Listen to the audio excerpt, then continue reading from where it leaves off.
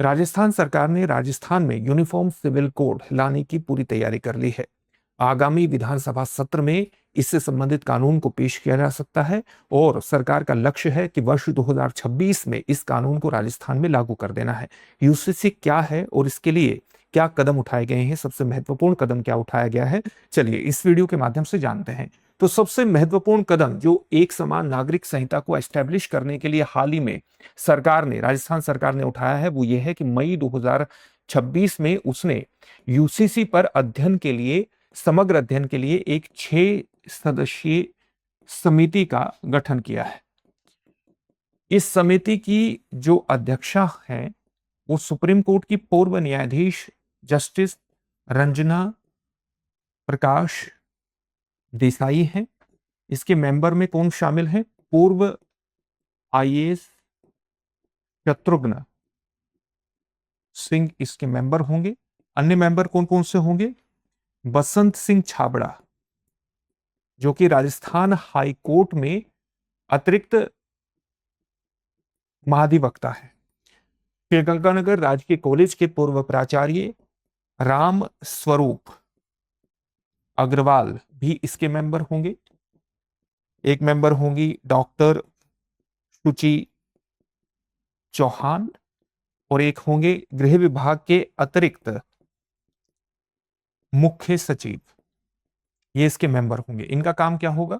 ये अलग अलग राज्यों के जो भारत के यूसीसी कानून है, चाहे वो उत्तराखंड का है चाहे वो गुजरात का है, यहां पर यूसीसी कानून लागू हो चुका है, आप जानते हैं। और असम का जो यूसीसी कानून है वो भी राष्ट्रपति के विचाराधीन है, और जो गोवा में है वहां पर इसी तरह का कानून है जिसका आधार है 1867 का पुर्तगाली सिविल कोड। और जब गोवा 1961 में मुक्त हुआ तो इस पुर्तगाली सिविल कोड को बनाए रखा गया, तो वहां भी अपनी तरह का यूसीसी है। तो इस समिति का सदस्य है कि अलग अलग राज्यों के जो यूसीसी है यानी यूनिफॉर्म सिविल कोड से संबंधित कानून है उसका अध्ययन करेगी, अपनी रिपोर्ट और सुझाव सरकार को प्रस्तुत करेगी। इसमें किस तरह के प्रावधान आ सकते हैं, यूसीसी का मुख्य उद्देश्य क्या है? जैसे जब हम यूसीसी की बात करते हैं, एक समान नागरिक संहिता की बात करते हैं, तो इसका संवैधानिक आधार जो है वो आर्टिकल 44 में दिया गया है, जो कि राज्य के नीति निर्देशक तत्वों का एक महत्वपूर्ण अनुच्छेद है। और राज्य के नीति निर्देशक तत्व संविधान के आर्टिकल 36 से 51 तक, ये भी आप जानते हैं। और उसी का एक हिस्सा है आर्टिकल 44, जो राज्य को निर्देश देता है कि राज्य भारत के पूरे क्षेत्र में नागरिकों के लिए एक समान नागरिक संहिता लाने का प्रयास करेगा। एक समान नागरिक संहिता लाने का मतलब यह है कि अलग अलग धर्म, जाति या लिंग के आधार पर जो व्यक्तिगत कानून है उसमें भेदभाव नहीं होगा। किस प्रकार से भेदभाव नहीं होगा? चाहे विवाह हो, चाहे तलाक हो, चाहे उत्तराधिकार का मुद्दा हो, चाहे भरण पोषण का मुद्दा हो, इन सभी में धर्म, जाति या लिंग के आधार पर भेदभाव नहीं होगा। और इसी से संबंधित प्रावधान राजस्थान के संदर्भ में भी आने की उम्मीद है। और आप कह सकते हैं कि एक प्रावधान ये आ सकता है कि बहुविवाह पर रोक लग जाए। इसके अलावा जो विवाह और तलाक है इसका अनिवार्य पंजीकरण कराने का प्रावधान आ सकता है, अनिवार्य पंजीकरण आपको कराना होगा। इसके अलावा जो लिव इन रिलेशनशिप है उसके भी अनिवार्य पंजीकरण का प्रावधान आ सकता है। इसमें भी पारदर्शिता को, ट्रांसपेरेंसी को एस्टेब्लिश करने की कोशिश की जा सकती है। और किस तरह के प्रावधान आ सकते हैं? जैसे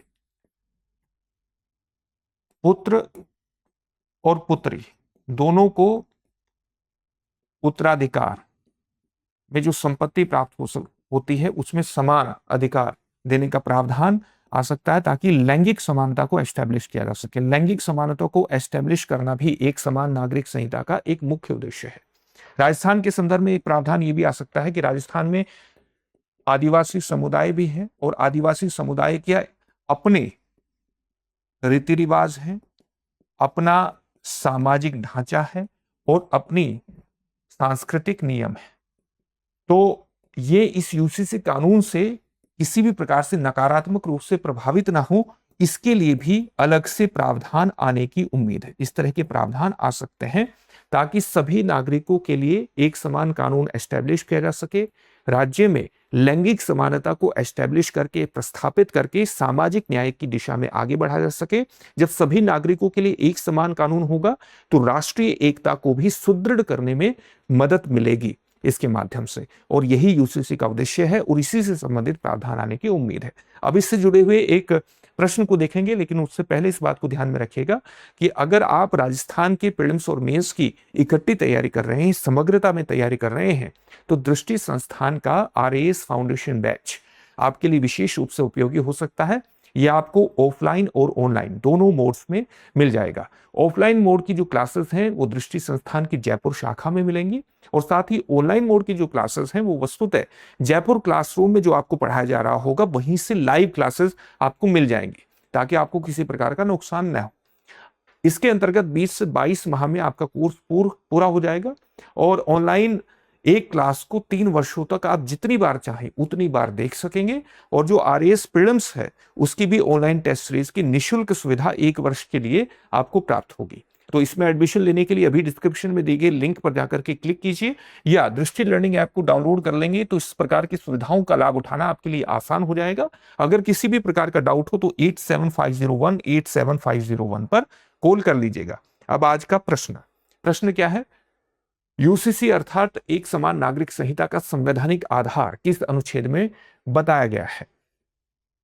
आपके सामने ऑप्शंस क्या है? अनुच्छेद 21, अनुच्छेद 32, अनुच्छेद 44, अनुच्छेद 370 या अनुत्तरित प्रश्न। इस प्रश्न का उत्तर कमेंट बॉक्स में कमेंट करके जरूर दीजिए। फिर से एक नई सेशन में आपसे मुलाकात होगी। धन्यवाद।